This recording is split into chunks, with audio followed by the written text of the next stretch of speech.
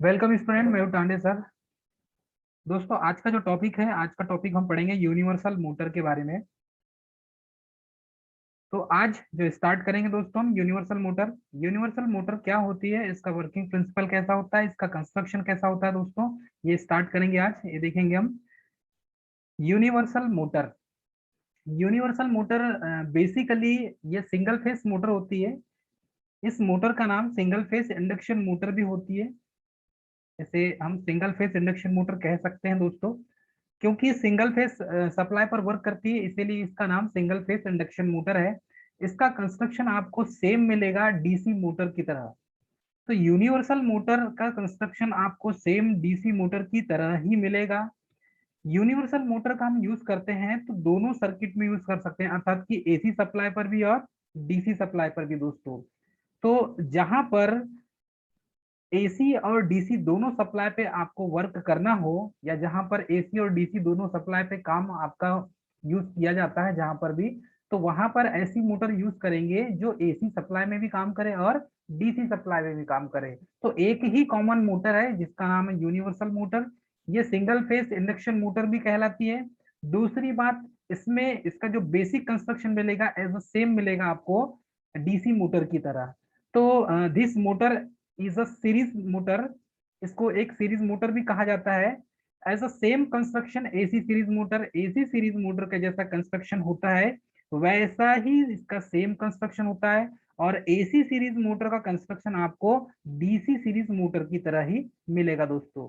तो हम मुख्य तौर पर ये कह सकते हैं कि डीसी सीरीज मोटर का construction same AC series motor की तरह होता है, या एसी सीरीज मोटर का कंस्ट्रक्शन डीसी सीरीज की तरह होता है, और यूनिवर्सल मोटर का कंस्ट्रक्शन एसी सीरीज मोटर की तरह होता है। तो स्टूडेंट, यहाँ पर हमें इन चीजों को याद रखना है कि यूनिवर्सल मोटर बेसिकली एसी और डीसी दोनों सप्लाई पर चालू होती है या वर्क करती है। तो बेसिक कंस्ट्रक्शन में यही चीज है इसका। यूनिवर्सल मोटर की जो प्रॉपर्टीज होती है वो डीसी सीरीज मोटर की तरह ही होती है। तो उसकी जो प्रॉपर्टी है, उसके जो गुण हैं वो डीसी मोटर की तरह ही होते हैं। तो इसकी जितने भी आपकी प्रॉपर्टी मिलेगी यूनिवर्सल मोटर की, वो एज अ सेम जैसा डीसी सीरीज मोटर का कंस्ट्रक्शन होता है वैसा ही इसका कंस्ट्रक्शन आपको प्राप्त होगा दोस्तों।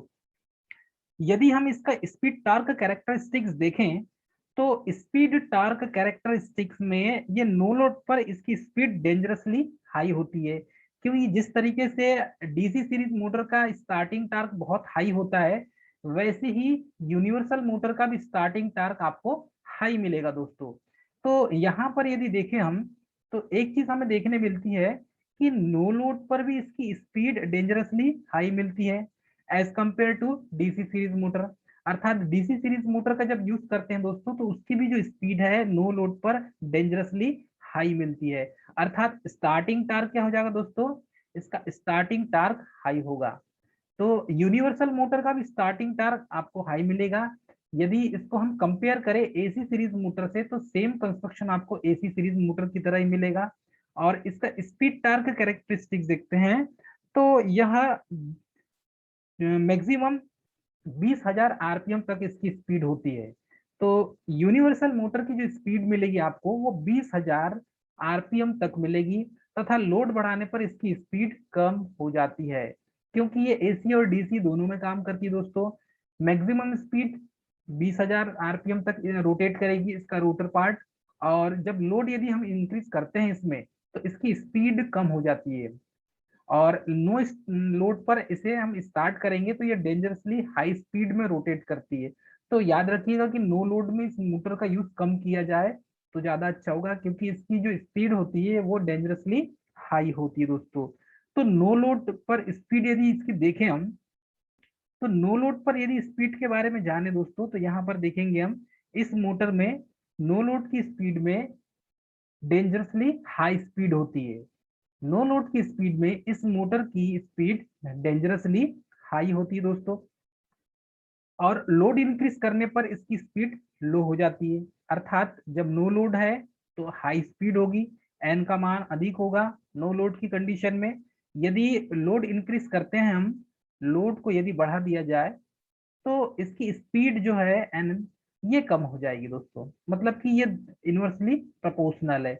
यदि लोड इंक्रीज कर रहे हैं तो स्पीड कम हो जाएगी, और स्पीड बढ़ा रहे हैं तो लोड की कंडीशन में कम हो जाएगा। इसमें क्या क्या लगा होता है कंस्ट्रक्शन देखेंगे तो कार्बन ब्रश होता है, और ये जो कार्बन ब्रश है ये हाई रेजिस्टेंस इंक्रीज करता है। अर्थात यहाँ पर यूनिवर्सल मोटर में हम एक कार्बन ब्रश का यूज करेंगे, और ये जो कार्बन ब्रश होगा, ये ब्रश एक तो कार्बन का बना होगा, दूसरी बात हाई रेजिस्टेंस होगा इस कार्बन का।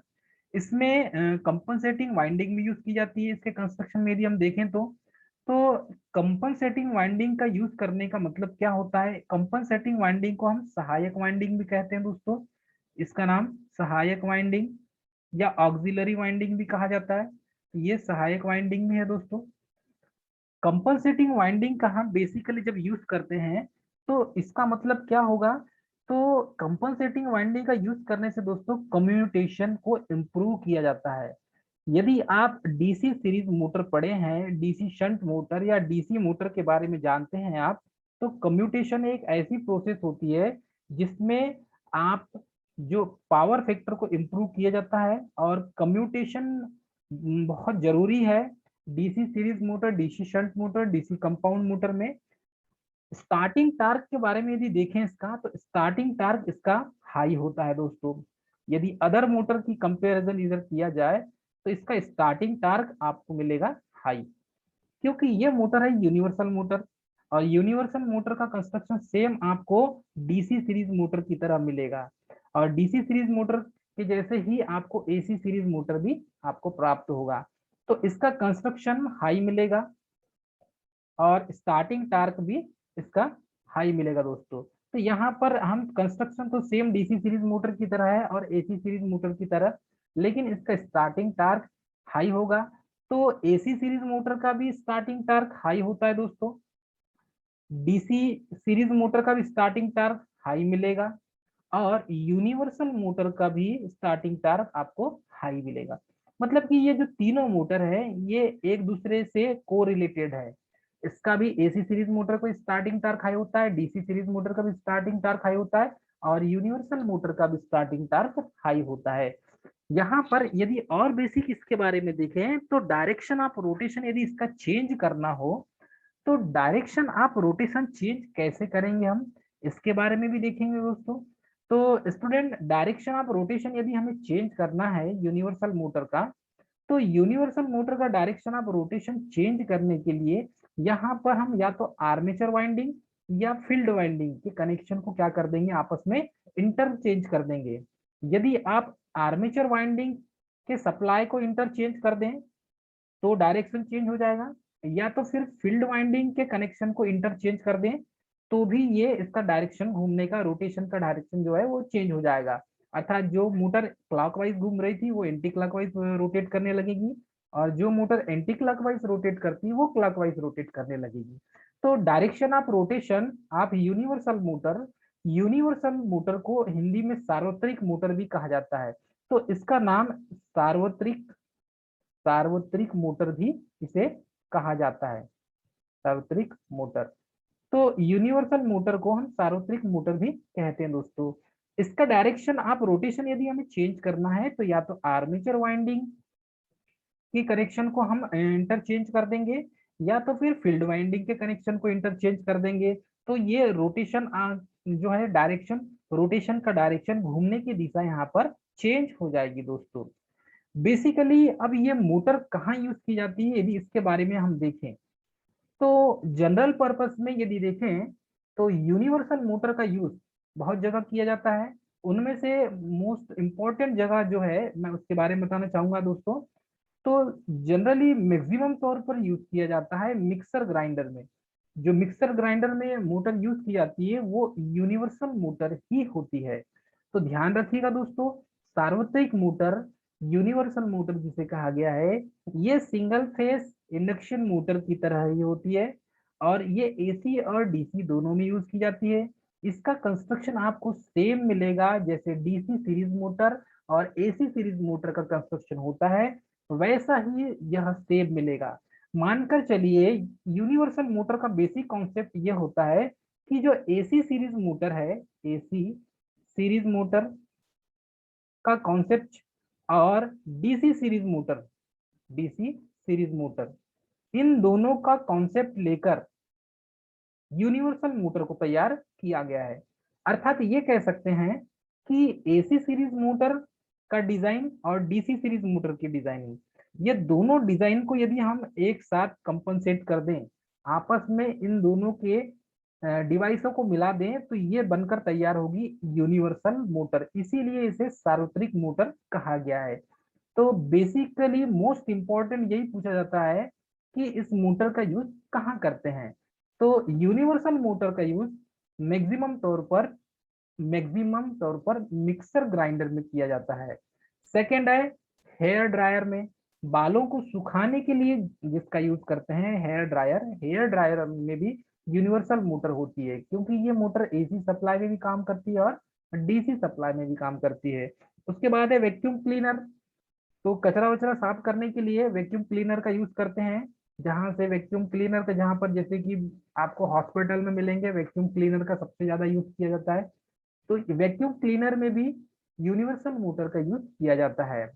सिलाई मशीन में, आजकल सिलाई मशीन भी ऑटो स्टार्ट हो गई है। पहले पायदान मारना पड़ता था, लेकिन अब मोटर लगी होती है। तो वो जो मोटर है दोस्तों, वो भी एक प्रकार की यूनिवर्सल मोटर ही है, जो सिंगल फेज एसी सप्लाई पर वर्क करती है।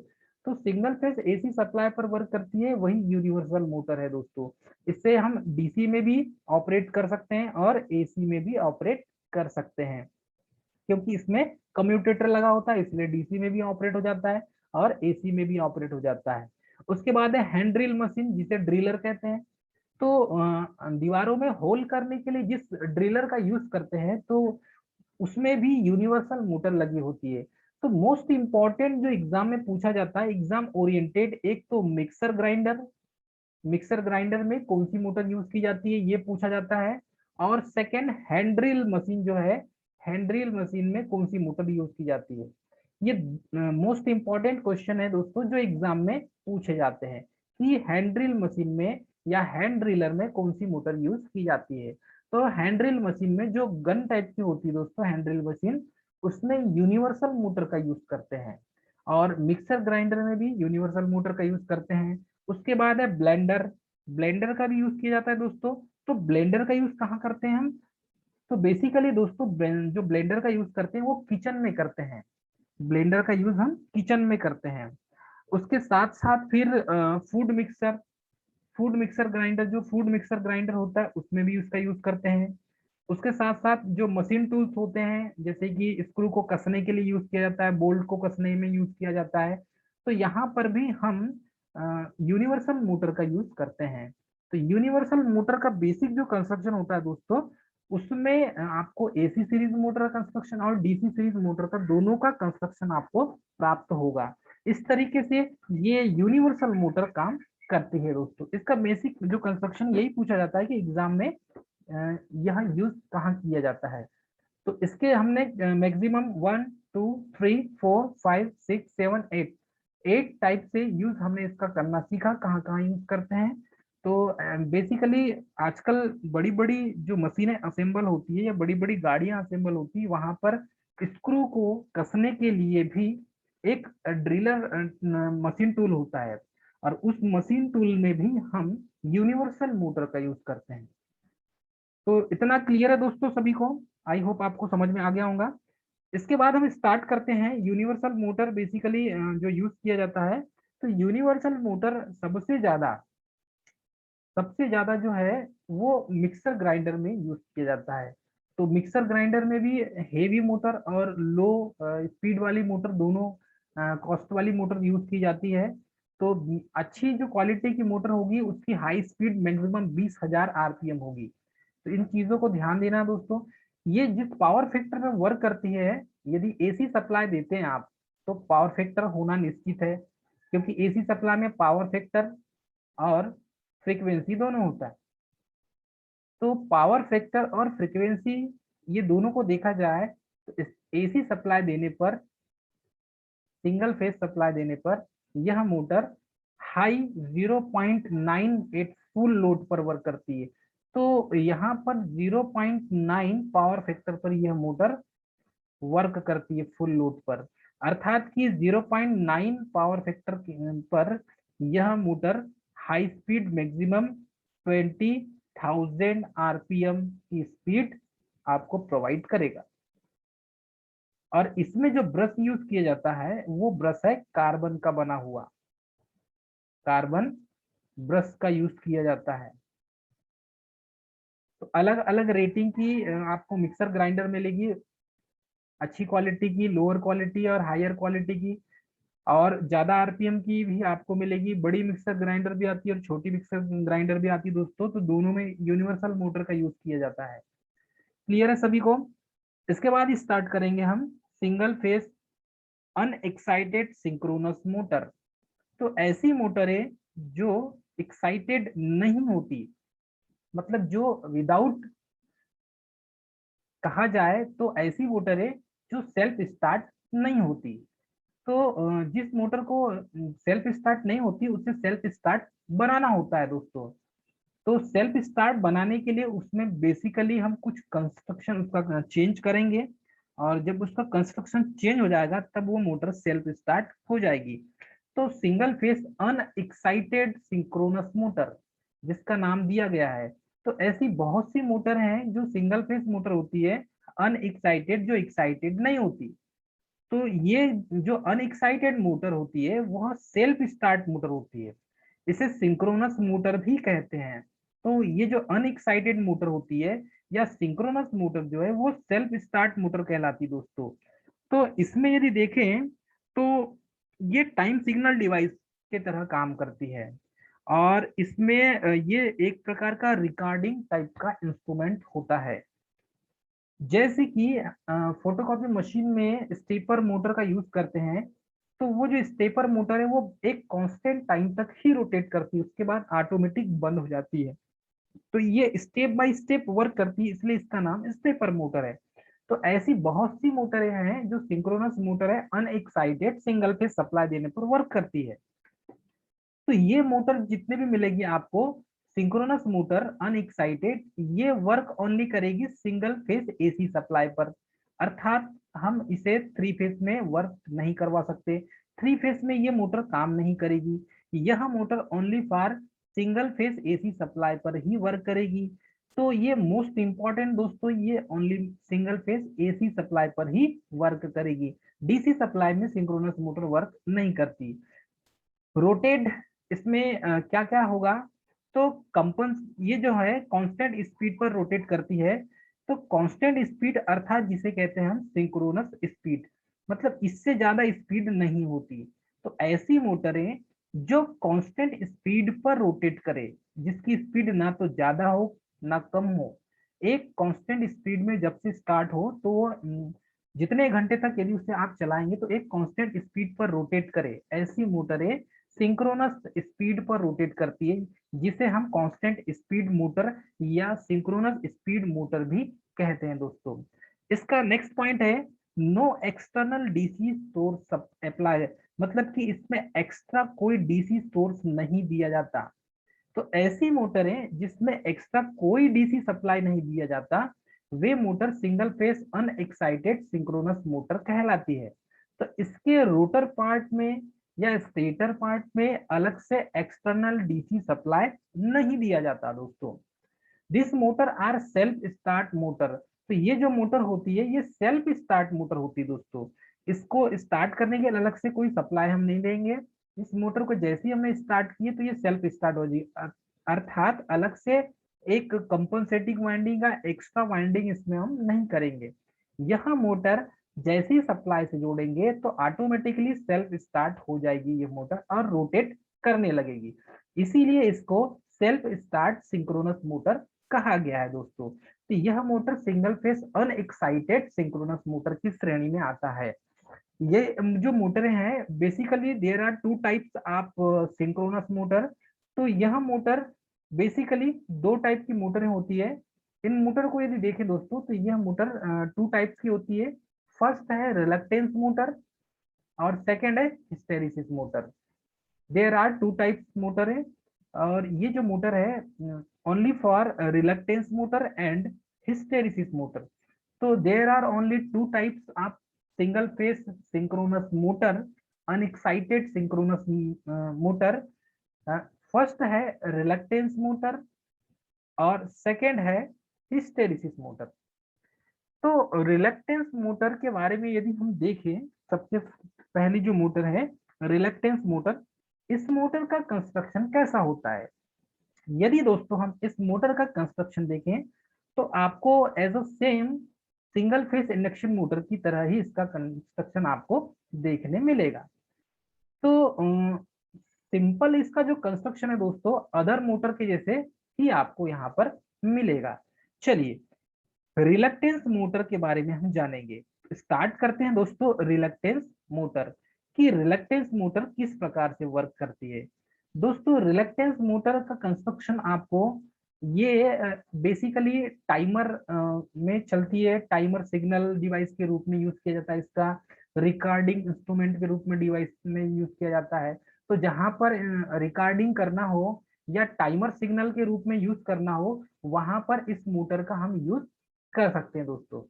तो यहाँ पर हम रिलक्टेंस मोटर के बारे में जानेंगे।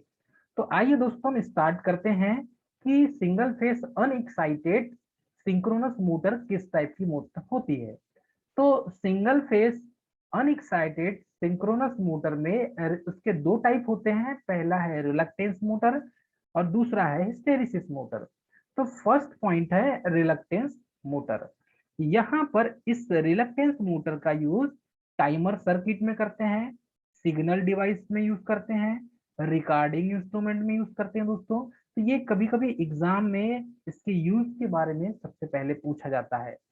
यहाँ पर यदि इसका कंस्ट्रक्शन देखें तो इसके कंस्ट्रक्शन में हमें एक चीज देखने मिलेगा दोस्तों कि अंदर वाला पार्ट आपको मिलेगा रोटर, ये अंदर वाला पार्ट रोटर मिलेगा दोस्तों, बाहर वाला पार्ट मिलेगा आपको स्टेटर, और इसके स्टेटर को टू फेस में कन्वर्ट किया जाता है।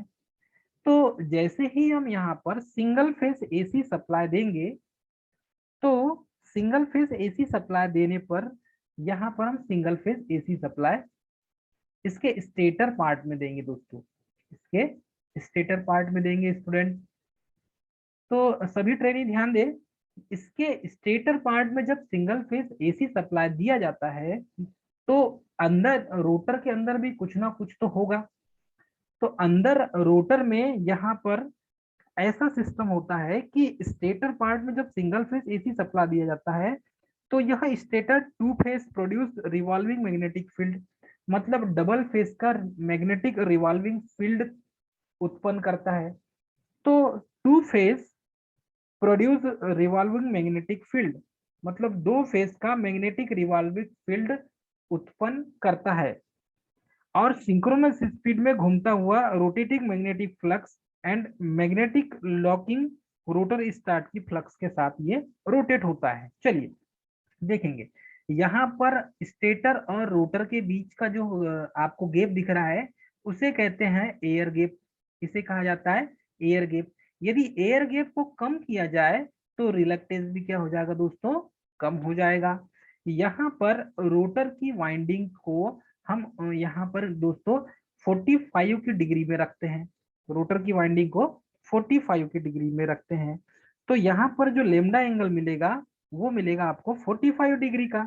तो रोटर में अनसिमेट्रिकल मैग्नेटिक फील्ड इसका कंस्ट्रक्शन होता है दोस्तों। स्टेटर में देखिए प्रोड्यूस रिवॉल्विंग मैग्नेटिक फील्ड उत्पन्न होता है। तो स्टेटर में डबल फेस का टू फेस का रिवॉल्विंग मैग्नेटिक फील्ड उत्पन्न होता है जैसे आप एसी सप्लाई देंगे, और रोटर में अनसिमेट्रिकल मैग्नेटिक फील्ड उत्पन्न करता है। तो रोटर का जो कंस्ट्रक्शन होगा वो अनसिमेट्रिकल मैग्नेटिक फील्ड उत्पन्न करेगा और रोटर रोटर करेगा प्रोड्यूस रिवॉल्विंग मैग्नेटिक फील्ड। चलिए इसका बेसिक वर्किंग प्रिंसिपल देखते हैं दोस्तों कि ये जो मोटर है रिलक्टेंस मोटर कैसे स्टार्ट होती है। तो रिलक्टेंस मोटर कैसे स्टार्ट होती है इसके बारे में हम जानेंगे दोस्तों। चलिए रिलक्टेंस मोटर में जब सिंगल फेस एसी सप्लाई दिया जाता है तो सिंगल फेस एसी सप्लाई देने पर दोस्तों यहाँ पर यदि इसको फेस और इसको न्यूट्रल मान लें तो इसके स्टेटर वाइंडिंग में सिंगल फेस एसी सप्लाई दिया जाता है। तो इसकी स्टेटर में सिंगल फेस एसी सप्लाई देंगे हम। जब इसके स्टेटर पार्ट में सिंगल फेस एसी सप्लाई दिया जाता है तो इसके वाइंडिंग में यहाँ पर टू फेज की वाइंडिंग इसमें करते हैं हम। तो इसका स्टेटर टू फेज की वाइंडिंग जो घूमता हुआ सिंक्रोनस स्पीड पर मैग्नेटिक फील्ड उत्पन्न करता है। तो यहाँ पर सिंक्रोनस स्पीड पर घूमता हुआ मैग्नेटिक फील्ड कौन उत्पन्न करेगा दोस्तों? ये स्टेटर वाइंडिंग का। तो स्टेटर वाइंडिंग में जो मैग्नेटिक फील्ड उत्पन्न होगा, वो मैग्नेटिक फील्ड सिंक्रोनस स्पीड पर घूमता हुआ मैग्नेटिक फील्ड उत्पन्न करेगा। तो यह सिंक्रोनस स्पीड पर घूमता हुआ मैग्नेटिक फील्ड उत्पन्न करेगा दोस्तों। तो सिंक्रोनस स्पीड पर घूमता हुआ मैग्नेटिक फील्ड उत्पन्न करने का काम किसका है? तो ये है दोस्तों स्टेटर पार्ट का। ठीक है। तो जैसे ही हमने एसी सप्लाई दिया स्टेटर पार्ट में, तो स्टेटर पार्ट में सिंक्रोनस स्पीड पर घूमता हुआ मैग्नेटिक फील्ड उत्पन्न करेगा, क्योंकि यहाँ पर कॉइल लपेटी हुई है। तो जो वाइंडिंग किया गया इसके पोल पे, उस पोल में सिंक्रोनस स्पीड पर घूमता हुआ मैग्नेटिक फील्ड उत्पन्न करता है दोस्तों। अब इसका जो रोटर है वो होता है अनइक्वल। अनइक्वल मतलब असमान। तो इसका रोटर यहाँ पर भी दोस्तों, जब स्टेटर वाइंडिंग में सप्लाई देंगे तो यहाँ पर मैग्नेटिक फील्ड उत्पन्न हो रहा है सिंक्रोनस स्पीड पे घूमता हुआ, तो इसी का इफेक्ट रोटर वाइंडिंग में भी कहीं ना कहीं पड़ेगा। तो इसका जो रोटर है वो अनइक्वल मैग्नेटिक स्ट्रक्चर का बना जाता है, मतलब कि असमान मैग्नेटिक स्ट्रक्चर का होगा दोस्तों। तो इसका जो है कंस्ट्रक्शन बेसिकली यहाँ पर अनइक्वल मैग्नेटिक स्ट्रक्चर का बना जाता है, अर्थात इसे कहते हैं रोटर के अलग अलग पार्ट पर रिलक्टेंस का मान आपको यहाँ पर डिफरेंट मिलेगा। तो यहाँ पर रिलक्टेंस का मान कुछ और मिलेगा, इस पोल पर रिलक्टेंस का मान कुछ और मिलेगा दोस्तों, इस पोल पर रिलक्टेंस का मान कुछ और मिलेगा, और ये लास्ट वाले पोल पर रिलक्टेंस का मान कुछ और मिलेगा। अर्थात इसी को कहा गया है अनइक्वल मैग्नेटिक स्ट्रक्चर का बनाया जाता है, अर्थात रोटर के अलग अलग पार्ट पर रिलक्टेंस का मान डिफरेंट डिफरेंट प्राप्त होगा। तो इसके रोटर पार्ट का जो उसका स्ट्रक्चर है उसमें मैग्नेटिक रिलक्टेंस का मान जो है वो आपको अलग अलग मिलेगा। अब इसका वर्किंग प्रिंसिपल यदि देखें दोस्तों तो क्या होता है, यदि किसी आयरन की कोर को फ्लक्स डेंसिटी वाले पार्ट में रखने की कोशिश करते हैं, तो उसके मैग्नेटिक सर्किट का रिलक्टेंस यदि कम रहे तो क्या होता है दोस्तों, वो जो डिस्क है वो रोटेट होने लगती है। सेम वर्किंग प्रिंसिपल क्या हो इसमें होगा, यदि किसी आयरन की कोर को फ्लक्स डेंसिटी वाले पार्ट में रखने की कोशिश करते हैं जिससे उसके मैग्नेटिक सर्किट का रिलक्टेंस कम रहे, अतः स्टेटर को जब सप्लाई देने पर, ये जो स्टेटर है स्टेटर को जब हम सप्लाई देते हैं दोस्तों, सप्लाई देने पर रोटर के चारों ओर, इस रोटर के चारों ओर, यहाँ पर इस रोटर के चारों ओर, ठीक है, ये रोटर के चारों ओर सिंक्रोनस स्पीड में घूमता हुआ मैग्नेटिक फ्लक्स उत्पन्न होता है। तो स्टेटर को सप्लाई देते हैं तो स्टेटर की वाइंडिंग के कारण रोटर के चारों ओर सिंक्रोनस स्पीड पर घूमता हुआ मैग्नेटिक फ्लक्स उत्पन्न करेगा, अर्थात यहाँ पर सिंक्रोनस स्पीड में घूमता हुआ रोटर के चारों ओर मैग्नेटिक फ्लक्स उत्पन्न करता है दोस्तों। तो जब आप एसी सप्लाई देते हैं इस वाइंडिंग को, स्टेटर की वाइंडिंग को, तो इस रोटर के चारों ओर सिंक्रोनस स्पीड में घूमता हुआ मैग्नेटिक फ्लक्स उत्पन्न होता है, और रोटर स्वयं को अधिक फ्लक्स डेंसिटी वाले पार्ट में रखने के लिए, ये जो रोटर है ये स्वयं को अधिक डेंसिटी वाले पार्ट में रखने के लिए स्टेटर के फील्ड पोल के साथ मैग्नेटिक लूप से लॉक हो जाता है। मतलब स्टेटर और रोटर ये दोनों मैग्नेटिकली लॉक हो जाएंगे दोस्तों। मतलब यहाँ पर आपको ये देखने मिलेगा कि स्टेटर में उत्पन्न मैग्नेटिक फील्ड और रोटर में मैग्नेटिक फील्ड ये दोनों आपस में मैग्नेटिकली लॉक हो जाते हैं और सिंक्रोनस स्पीड पर दोनों घूमने लगते हैं। तो यहाँ पर स्टेटर वाइंडिंग के कारण जो हमने सप्लाई दिया है, और ये स्टेटर वाइंडिंग कारण रोटर के चारों ओर जो सिंक्रोनस स्पीड में घूमता हुआ मैग्नेटिक फील्ड उत्पन्न हुआ है, उसी मैग्नेटिक फील्ड के कारण रोटर क्या करता है, ऑटोमेटिक मैग्नेटिकली लॉक हो जाता है। और उस मैग्नेटिकली लॉक होने का कारण यह होगा कि इस रोटर में जो मैग्नेटिक चुंबकीय क्षेत्र उत्पन्न बन रहा है और स्टेटर वाइंडिंग में जो चुंबकीय क्षेत्र बन रहा है, ये दोनों आपस में लॉक हो जाएंगे। मतलब कि यहाँ से यहाँ तक ये दोनों आपस में लॉक हो जाएंगे। लॉक होने से क्या होगा दोस्तों, लॉक होने से ये दोनों जब ये सिंक्रोनस स्पीड में रोटेट करेगी तो रोटर भी उसी स्पीड में रोटेट करना स्टार्ट कर देगा। तो इसी को कहा गया है कि स्टेटर के फील्ड पोल के साथ मैग्नेटिकली रोटर का जो है मैग्नेटिक फील्ड वो लॉक हो जाता है और सिंक्रोनस स्पीड पर घूमने लगता है। यदि इस मोटर पर ज्यादा लोड डालते हैं तो रोटर पोल अपनी स्थिति से पीछे हट जाता है। जैसे सिंक्रोनस इस मोटर में देखा था हमने, सेम कंस्ट्रक्शन इसका भी होता है दोस्तों। यदि इस मोटर पर ज्यादा लोड डालते हैं तो रोटर पोल अपनी स्थिति से पीछे हो जाता है और स्टेटर और रोटर पोल के बीच का एंगल 45 अंश से, स्टेटर और रोटर पोल के बीच का जो एंगल मिलेगा आपको वो 45 अंश से ज्यादा नहीं मिलेगा। तो 45 डिग्री से यहाँ पर इस दोनों के बीच का एंगल आपको ज्यादा नहीं मिलेगा। यदि स्टेटर और रोटर के बीच का जो एंगल है वो 45 डिग्री है तो मोटर में स्लिप आ जाएगी। यदि 45 डिग्री से ज्यादा है, यदि 45 डिग्री से ज्यादा है तो फिर यहाँ मोटर में स्लिप आ जाएगी। स्लिप एस इक्वल क्या होता है, N S minus N R. मतलब कि रोटर की जो स्पीड है और सिंक्रोनस स्पीड है इन दोनों में अंतर आ जाएगा। इसीलिए इस मोटर में क्या होता है, यदि इस मोटर पर ज्यादा लोड डालते हैं तो रोटर पोल अपनी स्थिति से पीछे हो जाता है और और स्टेटर और रोटर पोल के बीच का जो एंगल है वो 45 डिग्री से ज्यादा हो जाता है। और जब ये 45 डिग्री से ज्यादा हो जाएगा दोस्तों स्टेटर और रोटर पोल के बीच में, तब यहाँ पर क्या हो जाएगा, इन दोनों के बीच का जो एंगल है वो 45 डिग्री से ज्यादा नहीं होना चाहिए। यदि 45 डिग्री से ज्यादा होता है तो बेसिकली हमें एक चीज देखने मिलेगी कि यहाँ पर फिर स्लिप आने लगेगी और यही फिर स्लिप हमको क्या करना पड़ेगा, फिर फार्मूले से निकालना पड़ेगा। इसीलिए हम क्या करते हैं, मोटर में स्लिप आ जाती है और वह सिंक्रोनस स्पीड से थोड़ी कम स्पीड में घूमने लगती है। अर्थात मैग्नेटिक फ्लक्स की जो स्पीड होगी, मतलब जिसे कहते हैं हम सिंक्रोनस स्पीड एन एस, और रोटर की जो स्पीड होगी दोस्तों एन आर, तो रोटर की स्पीड आपको कम मिलेगी, एन आर रोटर की स्पीड कम मिलेगी और सिंक्रोनस स्पीड मैग्नेटिक फील्ड की जो स्पीड है वो ज्यादा मिलेगी आपको। तो इस तरीके से यहाँ पर फिर स्लिप आने के कारण इन दोनों के स्पीड में अंतर आ जाएगा। तब यह मोटर इंडक्शन मोटर के समानुपाती हो जाएगी। तो जी ये सिंक्रोनस मोटर है दोस्तों, ये सिंगल फेस जो इंडक्शन मोटर है उसके समान फिर वर्क करना चालू कर देगी। तो यह इंडक्शन मोटर के समान वर्क करना मतलब घूमना चालू कर देती है।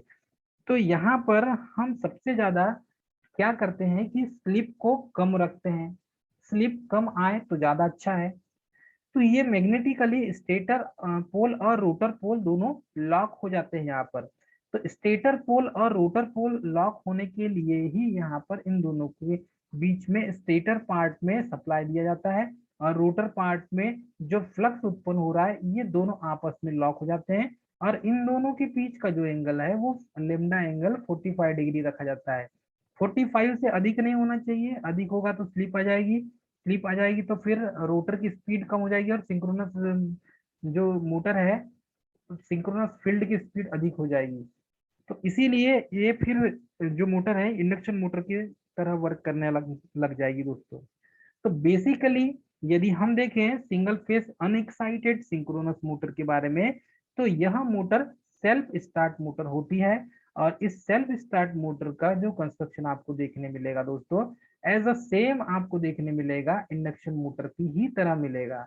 ठीक है, इस मोटर का यूज टाइमर सर्किट के रूप में, टाइमर सर्किट जहां पर टाइमर सर्किट में यूज करते हैं जिस मोटर का, उस मोटर का मिलेगा, जैसे कि स्टेपर मोटर हो गई टाइमर के रूप में। रिकॉर्डिंग टाइप इंस्ट्रूमेंट मिलेगा आपको, सिग्नल डिवाइस मिलेगा।